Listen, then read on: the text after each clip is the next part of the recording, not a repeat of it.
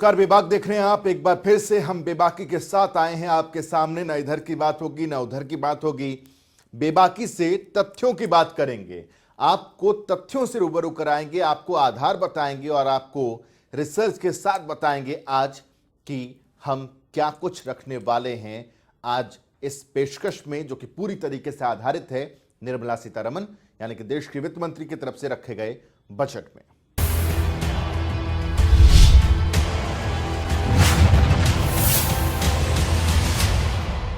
आज विभाग में सबसे पहले हम आपको रूबरू कराएंगे कि आखिर किस तरीके से इस बजट को प्लान किया गया, क्योंकि चुनौतियां वित्त मंत्री के सामने बहुत सारी थी।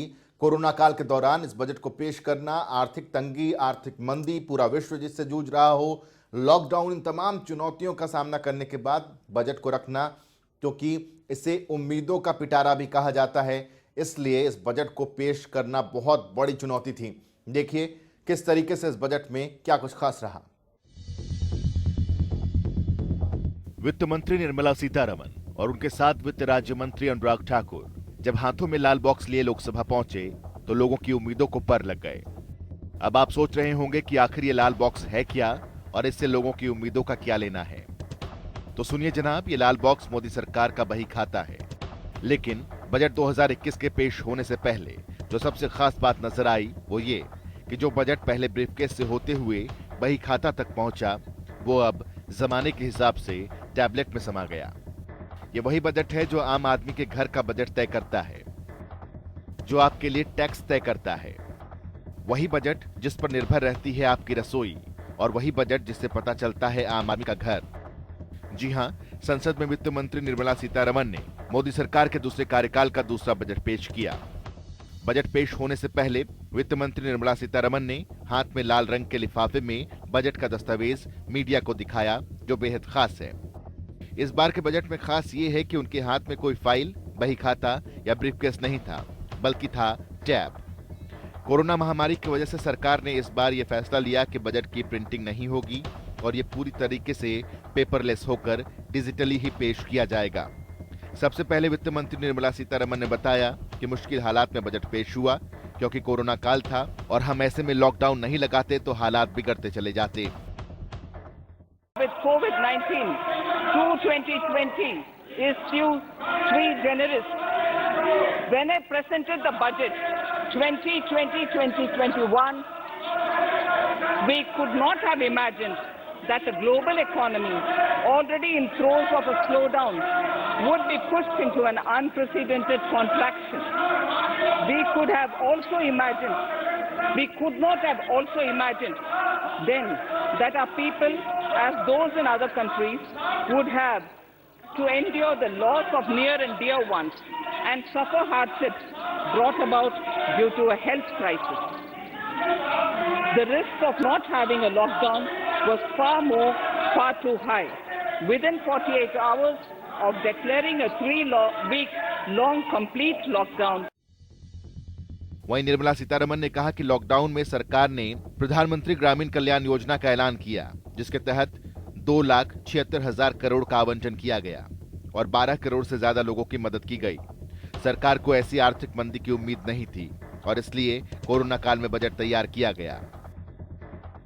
The Pradhan Mantri Garib Kalyan Yojana, valued at 2.76 lakh crores, that provided free food grain to 800 million people, free cooking gas for 80 million families per month, and cash directly to over 400 million farmers, women, elderly, the poor and the needy. वहीं आत्मनिर्भर package की बात करते हुए वित्त मंत्री ने बताया कि जीडीपी का 13% है आत्मनिर्भर पैकेज और इससे एमएसएमई, खनन, टैक्स क्षेत्र में सुधार हुआ। पैकेज से इकोनॉमी को फायदा पहुंचा है। Atmanirbhar Bharat packages, including measures taken by the RBI, was estimated to be about 27.1 lakh crores, which amounts to more than 13% of our GDP. Redefinition of MSMEs, commercialization of the mining sector, agriculture and labor reforms, privatization of public sector undertakings, one nation, one ration card, production-linked incentive schemes, are some of the notable reforms carried out during this period. Corona से आगे बढ़ चुके देश के विकास के लिए वित्त मंत्री निर्मला सीतारमण कहती हैं कि 2021 में कई अहम कदम उठाएंगे। ये बजट आपदा में अवसर वाला बजट है।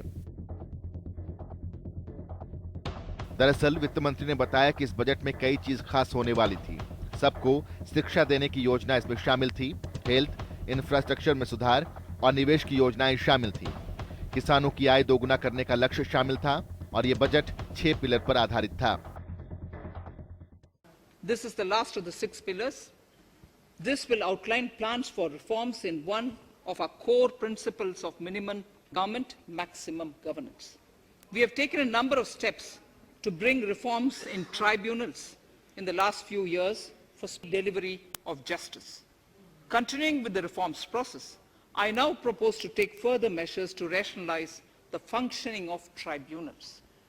We have introduced the National Commission for Allied Healthcare Professionals Bill in Parliament. National Commission for Allied Healthcare Professionals Bill in the Parliament, with a view to ensure transparent and efficient regulation of 56 allied healthcare professionals.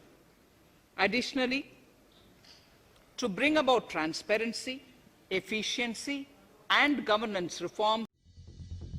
ये सच है कि सत्ता में काबिज होने के बाद पार्टियां कई दफा रेत के महल बनाती हैं और इसी महल के इर्द गिर्द आम लोग अपने सपने बुनते हैं। मोदी सरकार की तरफ से बजट पेश हो गया है। जनता ने जो सपने बुने थे, कुछ इस बजट से पूरे हो गए तो कुछ अधूरे रह गए, और जो अधूरे रह गए उन्हें अब इस बजट को ध्यान में रखकर दोबारा बुनना पड़ेगा। ब्यूरो रिपोर्ट, जनता टीवी।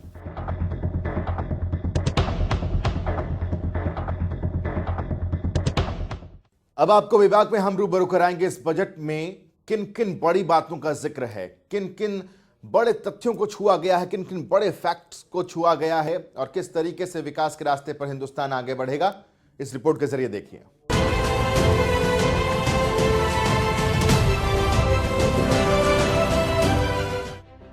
2021 और 22 का बजट पेश कर दिया गया है।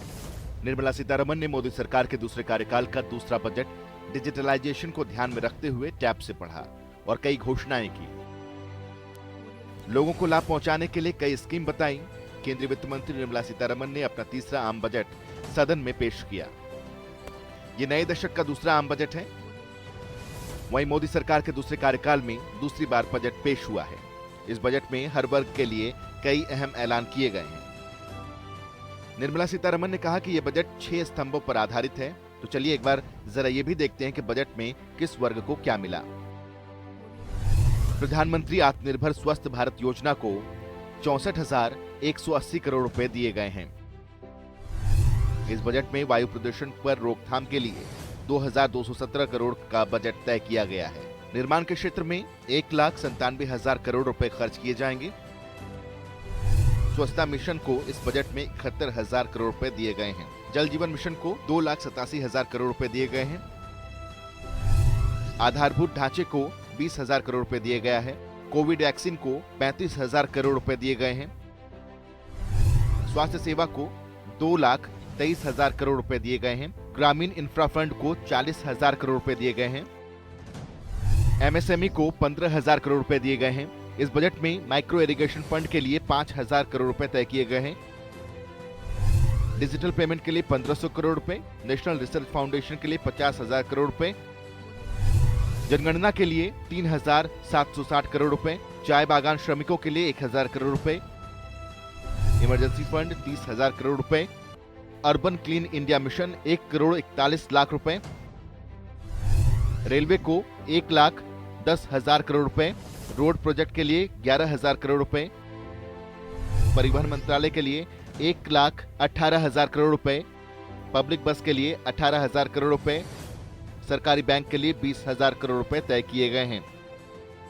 ये तो थी बजट की कुछ बड़ी बातें। कई सेक्टर्स में लोगों को राहत मिली तो कई में शायद कई लोगों का दिल भी टूटा होगा। सरकार ने बजट पेश कर दिया है, साथ ही आने वाले साल के लिए अपना लक्ष्य भी लोगों को बता दिया है। लेकिन देखना दिलचस्प होगा कि बजट में की गई बातें आने वाले सालों में कब तक पूरी हो पाती हैं। ब्यूरो रिपोर्ट, जनता टीवी। अब आपको बताएंगे, क्योंकि हर बजट के बाद हर हिंदुस्तान की नजर होती है, हर हिंदुस्तान के निवासी की नजर होती है कि कौन सी चीज उसके लिए महंगी हो गई है और कौन सी चीज सस्ती। क्योंकि बजट के बाद जब बजट का इंप्लीमेंटेशन होगा, यानी कि उसे जमीनी स्तर पर उतारा जाएगा, उसके बाद आम इंसान को यह समझ में आ जाता है कि यह चीज महंगी होने वाली है या इस चीज की दर कम होने वाली है। आइए आपको बताते हैं कि किन किन चीजों पर टैक्स ज्यादा लगेगा, यानी कि उसमें एक बढ़ोतरी देखने को मिलेगी, और कौन कौन सी चीजें ऐसी हैं जो कि सस्ती होने वाली हैं। वित्त मंत्री के बजट भाषण के दौरान कई ऐसी घोषणाएं भी होती हैं जो सीधा आम आदमी की जेब पर असर डालती हैं।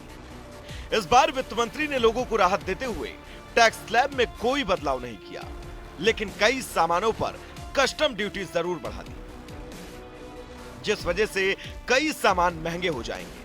मसलन 1 अक्टूबर 2021 से कस्टम ड्यूटी का नया स्ट्रक्चर आएगा। इससे इंपोर्ट होने वाला सामान की कीमत पर सीधा असर पड़ेगा। साथ ही कुछ मोबाइल पार्ट्स पर कस्टम ड्यूटी 2.5% तक बढ़ाने की बात है। इससे मोबाइल की कीमतों पर भी असर पड़ सकता है। ऐसे में बात सस्ते होने वाले प्रोडक्ट्स की करें तो सोना चांदी सस्ता हुआ है, जबकि मोबाइल और चार्जर महंगा होगा। लोहे और स्टील से बने सामान सस्ते होंगे, जबकि इलेक्ट्रॉनिक्स सामान महंगे होंगे। तांबे के सामान सस्ते होंगे, जबकि ऑटो पार्ट्स महंगे होंगे। चमड़े से बनी चीजें सस्ती होंगी, जबकि सोलर इन्वर्टर और सोलर उपकरण महंगे होंगे। नायलॉन के कपड़े सस्ते होंगे, जबकि रत्न और आभूषण महंगे होंगे। पेंट सस्ता होगा, जबकि जूते महंगे होंगे। ड्राई क्लीनिंग सस्ती होगी, जबकि चमड़ा महंगा होगा। पॉलिस्टर के कपड़े सस्ते होंगे, जबकि कैपिटल्स, गुड्स एंड मशीनरी महंगी होगी। कोरोना काल से पहले ही सुस्त पड़ी अर्थव्यवस्था को रफ्तार देने के लिए इस बजट को बेहद महत्वपूर्ण माना जा रहा है। कोविड-19 की वजह से देश भर में लगाए गए लॉकडाउन से अर्थव्यवस्था को भारी नुकसान पहुंचा है। हालांकि अब उम्मीद की जा रही है कि नए भारत के लिए यह बजट भारत की अर्थव्यवस्था को पटरी पर जरूर लेकर आएगा। ब्यूरो रिपोर्ट, जनता टीवी।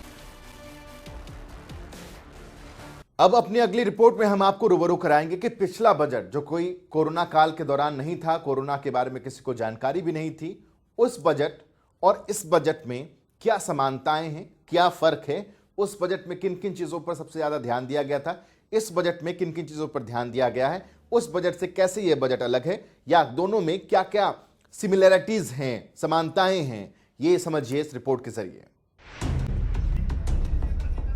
आम जनता को हर बार हर साल इंतजार होता है आम बजट का, फिर चाहे सरकार कोई भी हो, और अब वो इंतजार खत्म हो चुका है, क्योंकि मोदी सरकार के बही खाते का पिटारा खुल गया। वित्त मंत्री निर्मला सीतारमण ने मोदी सरकार के दूसरे कार्यकाल का दूसरा बजट पेश किया, जो देश का पहला पेपरलेस बजट रहा, क्योंकि यह बजट टैब के जरिए पेश किया गया था। आपको बता दें कि इस बार का बजट कई मायनों में खास माना जा रहा है, जिसका जिक्र खुद वित्त मंत्री भी कर चुकी हैं। उन्होंने कहा कि इस बार का बजट मुश्किल हालातों में बनाया गया है। अगर देश में लॉकडाउन नहीं लगाते तो हालात और बिगड़ सकते थे। With COVID-19, 2020 is too generous. When I presented the budget 2020-2021, we could not have imagined that the global economy, already in throes of a slowdown, would be pushed into an unprecedented contraction. We could not have also imagined then that our people, as those in other countries, would have to endure the loss of near and dear ones and suffer hardships brought about due to a health crisis. The risk of not having a lockdown was far too high. Within 48 hours of declaring a 3-week-long complete lockdown. वहीं तमाम अर्थशास्त्रियों और जानकारों का मानना है कि इस बार का बजट पिछले कई सालों के बजट से बेहतर है। आपको बता दें कि निर्मला सीतारमण वित्त मंत्री के तौर पर तीसरी बार बजट पेश कर चुकी हैं। इससे पहले उन्होंने 2019-2020 में बजट पेश किया था, लेकिन क्या आप जानते हैं कि इस बार का बजट 2020-21 से कितना अलग है?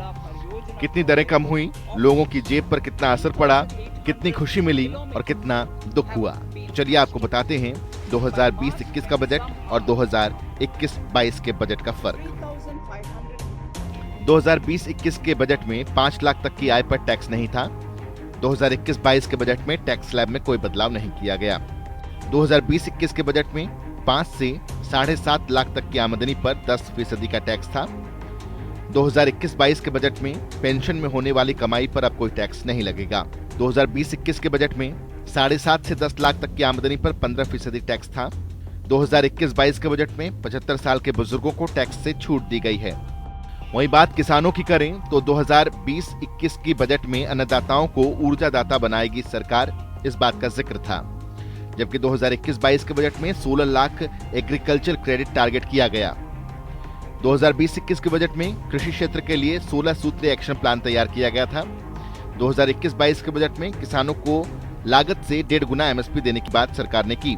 2021 के बजट में मछली पालन को बढ़ावा देने की बात सरकार ने की थी। 2021-22 के बजट में ऑपरेशन ग्रीन स्कीम का ऐलान किया गया। किसानों को इसका फायदा होगा, ऐसा वित्त मंत्री ने कहा। वहीं बात आम जनता के लिए इस बजट में क्या कुछ खास रहा और पिछले बजट से कंपेयर करें तो 2020-21 के बजट में हर घर को शुद्ध पानी देने का लक्ष्य था। 2021-22 के बजट में प्रवासी मजदूरों के लिए एक देश एक राशन योजना सरकार लेकर आई। हर घर नाली से पानी देने का लक्ष्य 2020-21 के बजट में था, जबकि 21-22 के बजट में ग्रामीण बुनियादी ढांचे के लिए 14,000 करोड़ रुपए दिए गए। 2020-21 के बजट में नमक वाले पानी का ट्रीटमेंट होगा, ऐसा सरकार ने दावा किया था। 2021-22 के बजट में स्वास्थ्य क्षेत्र के लिए 2,23,000 करोड़ रुपए दिए गए। वहीं शिक्षा के क्षेत्र की बात करें तो 2020-21 के बजट में शिक्षा व्यवस्था में फंड की और जरूरत, जल्द नई शिक्षा नीति लाएगी सरकार, इसका ऐलान किया गया था। जबकि 2021-22 के बजट में देश भर में सरकार 100 नए सैनिक स्कूल बनाएगी, इस बात का ऐलान किया गया है। हायर एजुकेशन को बढ़ावा दिया जाएगा, इस बात का जिक्र 2020-21 के बजट में था। 2021-22 के बजट में उच्च शिक्षा के लिए नया आयोग स्थापित किया जाएगा।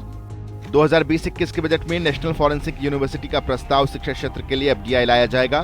2021-22 के बजट में डिजिटल इंडिया के लिए 3,700 करोड़ रुपए का प्रावधान किया गया है। वहीं मोदी सरकार 2.0 के दूसरे आम बजट में पिछली बार के मुकाबले इस बार कोई टैक्स पेयर को बड़ी राहत नहीं मिली है, लेकिन कृषि क्षेत्र के लिए कई अहम ऐलान करके 2022 तक किसानों की आय दोगुनी करने का लक्ष्य तय रखा गया है। ब्यूरो रिपोर्ट, जनता टीवी। लॉकडाउन के दौरान प्रवासी मजदूरों का मसला लगातार सामने आया। प्रवासी मजदूरों के मसले को लेकर के विपक्ष ने भी सत्ता पक्ष को साधने की कोशिश की, उस पर कटाक्ष किया, हमला किया। इस बजट में सबकी नजरें थी कि प्रवासी मजदूरों के लिए बीजेपी की एक सरकार, एनडीए की एक सरकार क्या कदम उठाएगी, क्या कदम उठा सकती है, क्या चुनौतियां हैं, किस तरीके से साधा जा सकता है इन प्रवासी मजदूरों को। इस रिपोर्ट में देखिए। कोरोना महामारी को मात देने के लिए मोदी सरकार ने 2020 में 3 महीने का सख्त लॉकडाउन लगाया था, जिसके चलते लाखों लोगों की नौकरियां चली गई। शहर से लाखों की संख्या में प्रवासी मजदूर अपने गांव वापस लौट गए। वहीं लॉकडाउन खुलने के बाद बहुत से प्रवासी मजदूर वापस लौट आए, लेकिन अभी भी हजारों मजदूर अपने गांव में ही फंसे हुए हैं और उनके पास कोई काम नहीं। ऐसे में प्रवासी मजदूरों के लिए भी इस बजट में कई घोषणाएं की गई हैं। वित्त मंत्री निर्मला सीतारमन ने बजट शुरू करते ही कहा कि मोदी सरकार ने लॉकडाउन के दौरान ही प्रधानमंत्री गरीब कल्याण योजना शुरू कर दी थी, जिससे 80 करोड़ लोगों को फायदा मिला। आत्मनिर्भर पैकेज दिए, जिसके जरिए करीब 27.1 लाख करोड़ रुपए जारी किए गए थे। इस बार निर्मला सीतारमन ने गांव और ग्रामीण लोगों के विकास के लिए भी कई अहम घोषणाएं की हैं। सरकार एक पोर्टल शुरू करेगी। पोर्टल से जानकारियां जुटाई जाएंगी। सभी वर्गों के मजदूरों को फायदा मिलेगा। इसके साथ ही सरकार ने घोषणा की है कि लेबर कोड को लागू करने की कोशिश जारी रहेगी, जिससे न्यूनतम मजदूरी सुनिश्चित की जाएगी। I propose to launch a portal that will collect relevant information on gig workers, building and construction workers, among others, This will help formulate health, housing, skill, insurance credit, and food schemes for all migrant workers. We will conclude a process that began 20 years ago with the implementation of the 4 labor codes. वहीं budget में महिला मजदूरों के लिए भी अहम घोषणाएं की गईं, जिसके तहत महिलाएं हर कैटेगरी के काम कर सकेंगी। नाइट शिफ्ट करने की भी इजाजत होगी। ये नए लेबर कोड के जरिए लागू होगा। इस बजट में स्टैंड अप इंडिया के तहत अनुसूचित जाति जनजाति के लिए मार्जिन मनी की जरूरत 25% से घटाकर 15% की गई। Financial inclusion to further facilitate credit flow under the scheme of Stand Up India for the scheduled castes and scheduled tribes and also women, I propose to reduce the margin money requirement from 25% to 15% only, and to also include loans for activities in allied sectors. इसके साथ ही वित्त मंत्री ने कहा कि ration card scheme को भी 32 राज्यों में लागू करने की प्रक्रिया जारी है और इसे तेजी से आगे बढ़ाया जा रहा है, जिससे गरीब लोगों को मदद मिल सके। ब्यूरो रिपोर्ट, जनता टीवी। बजट से हर सेक्टर को उम्मीदें होती हैं, हर वर्ग हर तबके को उम्मीद होती है कि उसके लिए कुछ बेहतर होगा, चाहे वो रोजगार वाला सेक्टर हो या फिर बिजनेसमैन का एक ग्रुप हो। लगातार उनकी उम्मीदें होती हैं कि कुछ ना कुछ उनके लिए वित्त मंत्री के पिटारे से जरूर मिलेगा। आइए आपको सेक्टर दर सेक्टर बताते हैं किस सेक्टर के लिए कौन सी खासियत लेकर के ये बजट आने वाला है। मोदी सरकार की आम बजट 2021-22 से देशवासियों का कितना भला होगा, ये तो आने वाला वक्त बताएगा। लेकिन इस बार के बजट को जिस तरह से शेयर बाजार ने हाथों हाथ लिया, वो सेंसेक्स की चाल ने साफ कर दिया। बेशक बजट पेश होने से पहले शेयर बाजार लुढ़कने लगा हो, लेकिन बजट पेश होने के बाद मानो शेयर बाजार के आंकड़ों को पंख लग गए।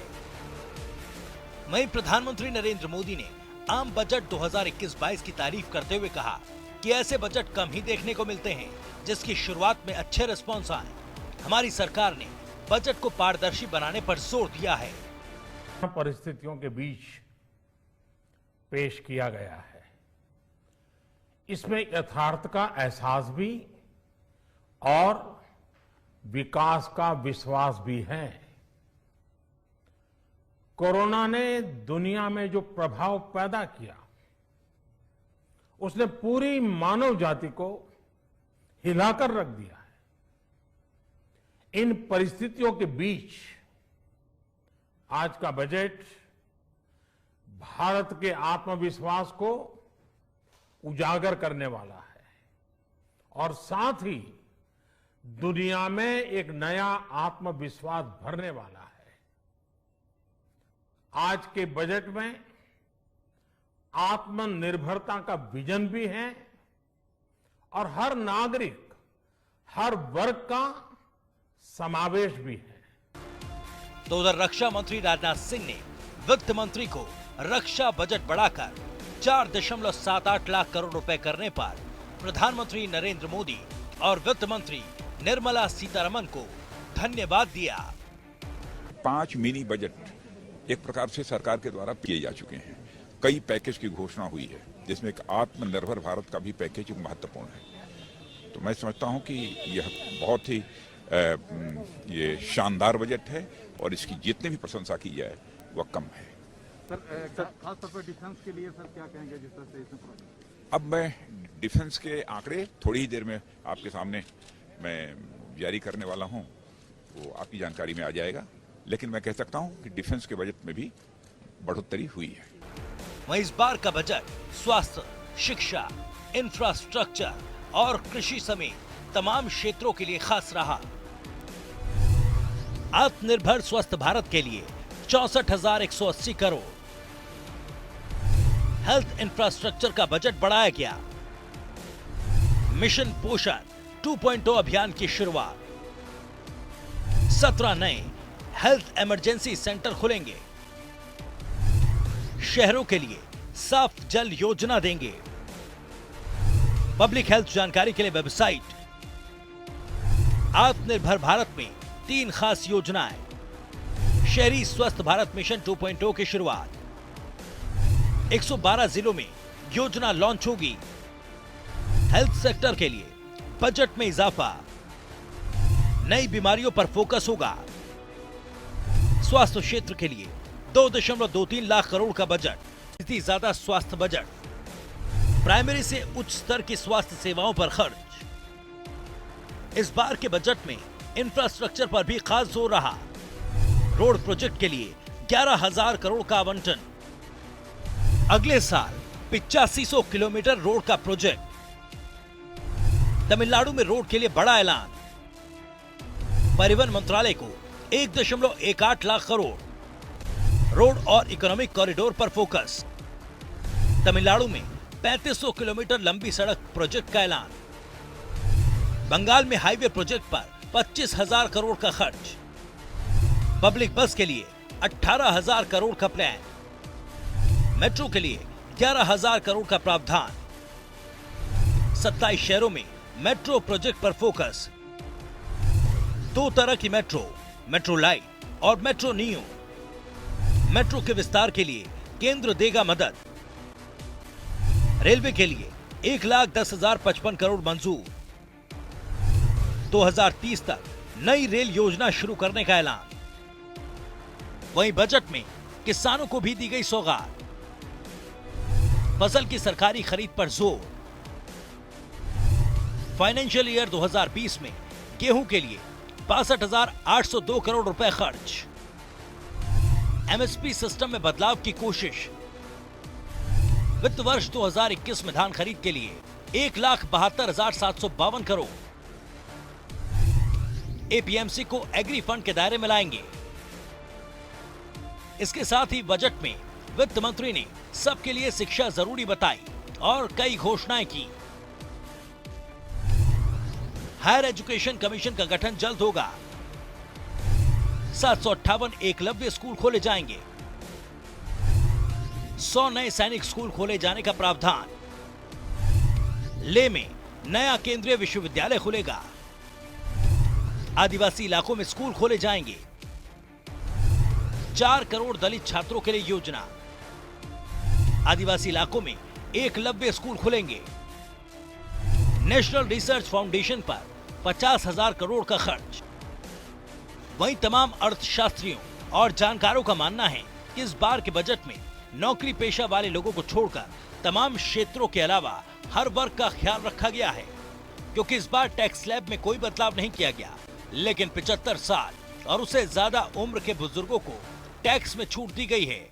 इसके साथ ही पेंशन को भी टैक्स फ्री किया गया, जो एक बड़ी राहत मानी जा सकती है। ब्यूरो रिपोर्ट, जनता टीवी। तो इसी के साथ बेबाक में आज के लिए बस इतना ही। कल एक और मसले के साथ आपके सामने हाजिर होंगे, तथ्यों के साथ आपको रूबरू कराएंगे उस खबर से। आज के लिए बस इतना ही। छोटा सा ब्रेक, खबरों का सिलसिला लगातार जारी रहेगा।